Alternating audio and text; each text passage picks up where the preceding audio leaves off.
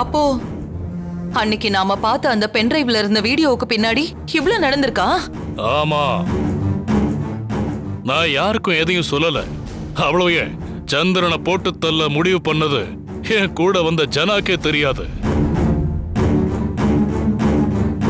என் மண்டைக்குள்ள என்ன இருக்குன்னு தெரியாமதான் அன்னைக்கு ஜனாவே என் கூட வந்தா. ஆமா அண்ணி, அன்னைக்கு ஃபேக்டரி போன வேகத்திலேயே அண்ணன் சோழிய முடிச்சிட்டாரு.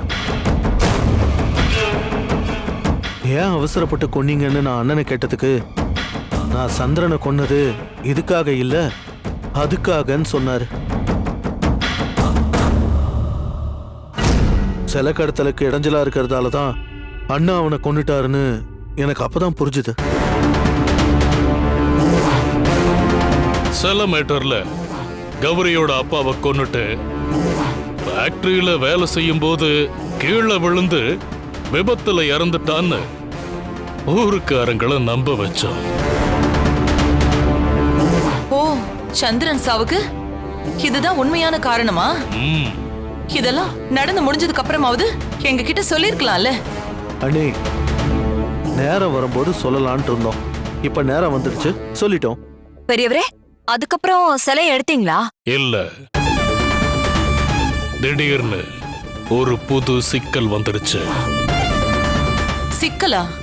ஏங்க, சாண்டிய புடிச்சிட்டு போன இன்ஸ்பெக்டரையும் கொன்னுட்டீங்க, புதுசா கேஸ விசாரிக்க வந்த சரவண பெருமாளையும் கைக்குள்ள போட்டுக்கிட்டீங்க, குறுக்க நின்னு சந்திரனையும் சாகடிச்சிட்டீங்க. சிலைய தூக்குறதுல அப்புறம் என்ன சிக்கல்? சொல்றேன்.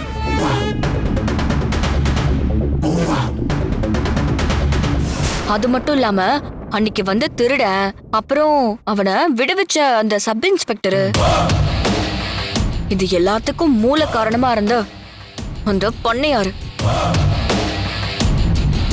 இவனுங்க 3 பேருமே கூட்டு கலவாணிங்க தான். இப்ப புரியுதா என்னென்ன அக்கிரமம் பண்ணிருக்காங்கன்னு? இந்த கதை ரொம்ப கொடூரமா இருக்கு. குறிப்பா துர்கா மாமாவையும் அவங்க ஒய்ஃபையும் கொன்னாங்க பாரு, அதுதான் என்ன ரொம்ப உலுக்கிருச்சு. இப்படிலாம் கூட மனுஷங்க இருப்பாங்களா?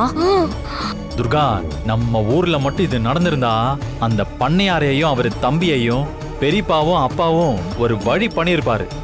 நீ வேணா பாரு, நம்ம ஊர்ல சிலை திருட்டு போயிருக்கு இல்லையா, அது பண்ணது யாருன்னு கண்டுபிடிச்சு பெரியப்பா அவங்களுக்கு கண்டிப்பா தண்டனை வாங்கி கொடுப்பாரு. சரி துர்கா, நான் சும்மா கேக்குறேன், இந்த கதையில நீ ஒரு கற்பனை கதாபாத்திரமா இருந்திருந்தா என்ன பண்ணிருப்ப? சொல்லு. அரசன் அன்று கொள்வான், தெய்வம் நின்று கொல்லுன்னு சொல்லுவாங்கல்ல, அதே மாதிரி காலம் கடந்தாவது அந்த பண்ணையாரையும் அவன் தம்பியையும் கொடூரமா கொன்றுப்பேன்.